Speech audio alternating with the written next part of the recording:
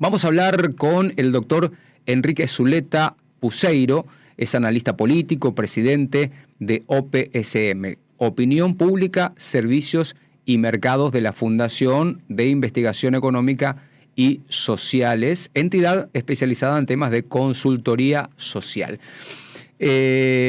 ¿Cómo le va, doctor Zuleta Puceiro? ¿Cómo le va? Buen día. Walter Ayala lo saluda aquí en FM Espacios. Encantado.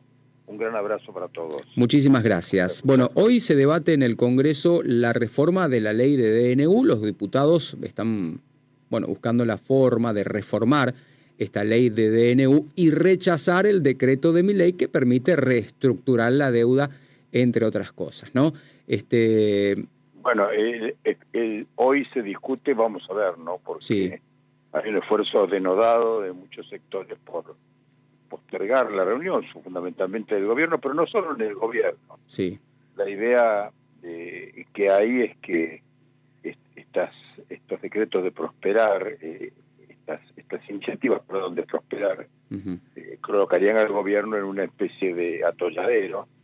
Hay una, la más importante, que es el propósito de derogar el DNU 846, que es un DNU muy importante para el gobierno y también para el país, por supuesto, que es el que habilita una suerte de facultades extraordinarias del Ministerio de Economía para pasar sin la intervención del Congreso de negociaciones de deuda.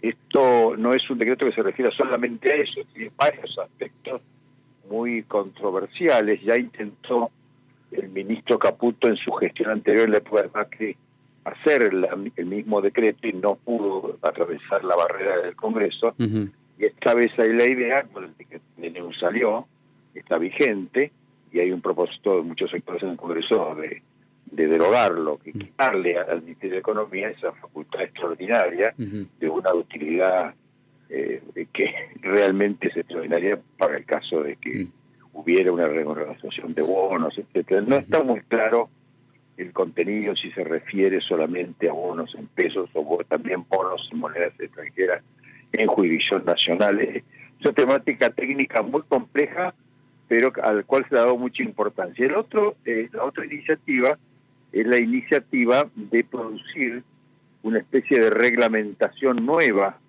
del sistema de los DNU, revisando aquella ley que se promovió en la época del kirchnerismo, que le daba una vida a los DNU al margen de la actitud del Congreso. Son dos proyectos que se suman a un tercer proyecto que no está en el orden del día, pero que está sobrevolando, que es ni más ni menos que la discusión del presupuesto 2025. Son los tres grandes temas que tiene el Congreso en este momento. Hay, insisto, sectores del Congreso de la oposición y no de la oposición. También hay muchos diputados que han acompañado a la Libertad Avanza, que están interesados en ir adelante con estas iniciativas, que darían mucho poder al Congreso.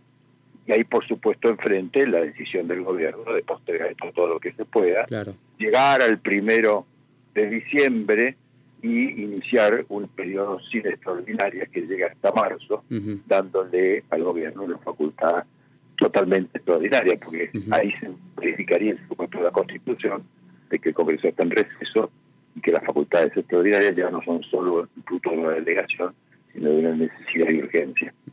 Esto es lo que se está discutiendo. No estoy al tanto, porque es muy difícil estar al tanto desde afuera. Sí. Está pasando en este momento, pero hay febriles esfuerzos en uno y otro sentido para que esto se produzca. Ahora, puede llegar teniendo en cuenta lo que está diciendo, teniendo en cuenta que Milei le tomó el gustito a los vetos y Mauricio Macri también le tomó el gustito a las negociaciones, ¿no? Primero, no acompañemos, deja que pase, después tenemos que negociar. ¿Puede pasar lo mismo? Bueno, de que no es el gustito. La verdad de las cosas es que el gobierno de Milei no tiene diputados, tiene un número muy exiguo de diputados, no tiene Senado, no tiene gobernadores, no tiene intendentes. Es realmente una tarea de ir bordando acuerdos puntuales. En eso ha contado con un esfuerzo muy grande también de cierto sector de la oposición, básicamente Mauricio Macri, quien, muy preocupado por darle a esto el carácter de un acuerdo de gobernabilidad o algo parecido, Milei no se deja encerrar en esta especie de compromiso, está haciendo esfuerzos para que esos 30 y pico diputados que tiene el PRO, en sentido muy amplio, acompañen al gobierno, hoy impidan el quórum para sesionar, y si impiden el quórum para sesionar, eso queda para los adelante. Yo no sería tan drástico en lo que se está discutiendo en los días se señala como si fuera una cosa de vida o muerte, porque en realidad, en el caso, suponga usted que prosperaran estas iniciativas, que haya la mayoría para abrir el quórum y que se discuta y que la oposición triunfe en su propósito. Sin embargo, después tiene que pasar al Senado. ¿Cierto? Claro. Y en el Senado ya no hay tiempo, y aparte de eso viene la posibilidad de vetos. Claro, por eso. ¿Por qué le convienen los vetos a Milei y en general a estos presidentes nuevos que hay en todo el mundo, excepcionales? Porque no tienen Congreso propio, y en segundo lugar porque el veto es muy fácil de plantear, porque el veto es decir no. Entonces no necesito, en esa gente que se me suma para el no necesito explicar mucho, estamos por el no. Es algo simple, es algo puntual, es algo radical, es no. Y directamente no hace falta argumentar mucho, y en ese pueden sumarse a ese no sectores muy diversos que piensan cosas muy distintas, y lo único que los une es precisamente decirle no a una iniciativa. Quiere decir que si hay 2 tercios enfrente. Decirle no a 2 tercios da un poder a ese veto extraordinario, porque es usted que está teniendo una mayoría calificada en contra, y sin embargo le faltó un diputado para poder imponer los 2 tercios. ¿Por qué? Porque el tercio creció con 1, 2, 3 o 4 adhesiones y produjo el no es simplificante, el no es, vamos a decir, fácil de explicar, no hay que explicar mucho, es no. Ahora, en el mundo es muy importante esto. Hace años se publicó un libro famoso de un politólogo griego norteamericano, se llamaba Sebelis, que se llamaba Poderes de Veto. Ese libro fue muy importante porque fue una época, que es la época de Clinton, donde los vetos también se convirtieron en algo bastante usual y bastante generalizado en casi todas las democracias del mundo. Ese libro, Poderes de Veto, indicaba que la democracia, más importante que los votos, pueden ser los vetos. Ahora, ¿se puede gobernar o hasta cuándo, en todo caso, podría llegar a gobernar Milei de esta forma? Teniendo en cuenta todo lo que usted dijo ahí, que no tiene Congreso, que no tiene Senado, que no tiene gobernador. Usted mire el panorama comparado. Este tipo de presidentes excepcionales basados en la necesidad de urgencia y en los poderes extraordinarios, en algunos países están funcionando muy bien, porque son muy eficientes, y en otros países están funcionando muy mal. Fue ineficiente Trump en el primer periodo, fue ineficiente Bolsonaro, y puede llegar a ser muy ineficiente hasta ahora lo es Milei, pues estamos se cumple ahora la 4ª parte del mandato. Claro, pero a lo que yo iba es... Ahora, hay otros que gobiernan indefinidamente, por ejemplo, Orbán en el caso de Hungría, o Giorgia Meloni en el caso de Italia. Son gobiernos muy eficientes, han logrado tener un apoyo muy grande, y pueden gobernar así casi indefinidamente. Orbán lleva 10 años gobernando así. Sí. Pero a lo que yo iba es a lo siguiente. ¿Por qué le preguntaba hasta cuándo uno puede gobernar así? Porque en lo que se basa Milei es en aprietes constantemente. Es decir, acompáñenme en esta, por ejemplo, el caso de los gobernadores, ¿no? Acompáñenme en esta porque si no les corto tal cosa, porque si no, no les doy esto.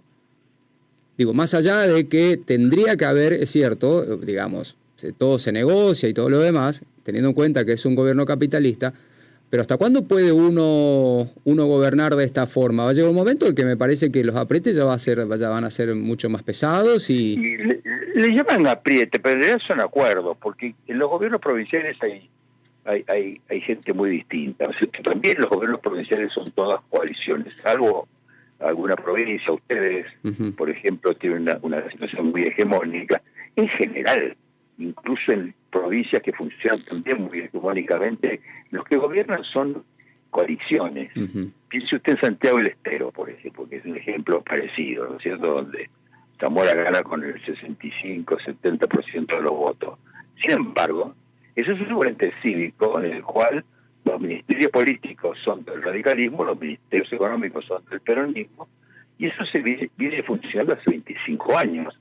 Algo parecido ocurrió en el caso de Corrientes, donde el gobernador era radical y el vicegobernador peronista, hasta el segundo mandato de Valdés, donde no desplazó al peronismo, pero incorporó al Partido Federal, que es el partido conservador que hay en Corrientes. Pero sí, en general, no hay lugares donde gobierne una persona y su partido. La misma coalición de Mendoza, por ejemplo, que es muy fuerte, la de Cornejo, no es el Partido Radical. El Partido Radical con 12 aliados. Entonces, a mí me parece que en estas situaciones en las cuales los gobiernos no son, vamos a decir, monocolores, sino que ya integran, decir apriete, bueno, a algunos del gobierno les conviene y a otros no les conviene. Claro. Hay sectores en las provincias que les interesa la obra pública y a otros no les interesa la obra pública, les interesa las políticas sociales, o les interesa el crédito para los productores.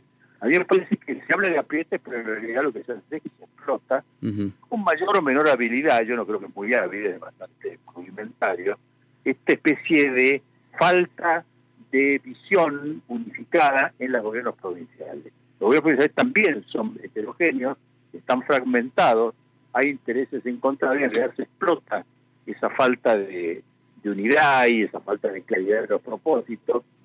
Yo no sería tan drástico, es decir, me están apretando. Bueno, te están diciendo que si vos querés esto, te doy esto. Porque me parece que ahí es decir, apretar es decir, es obligar de alguna manera, el carpetazo, la denuncia pública, el riesgo de los fair. Esas son pasos a apretar realmente, pero los otros son negociaciones, y me parece que si uno mira cómo funciona Estados Unidos o la democracia grande, en todas ellas hay negociaciones. Lo último que le pregunto, no me quiero extender tanto tiempo, ¿cambió la forma de hacer política con este gobierno?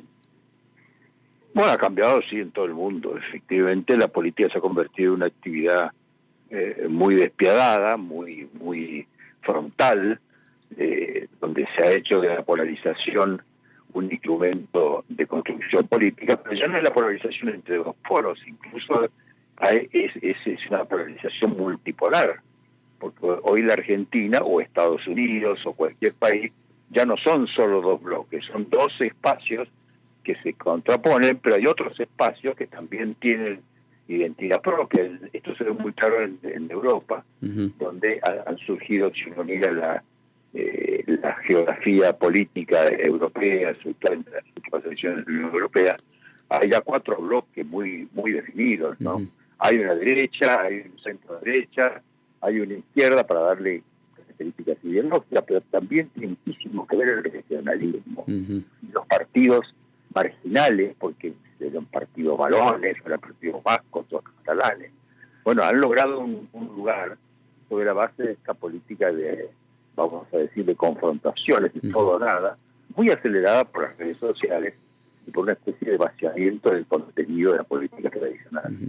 Bien, muchísimas gracias, doctor, muy amable, le mandamos un fuerte abrazo. Gracias a ustedes, buenos días. Buenos días.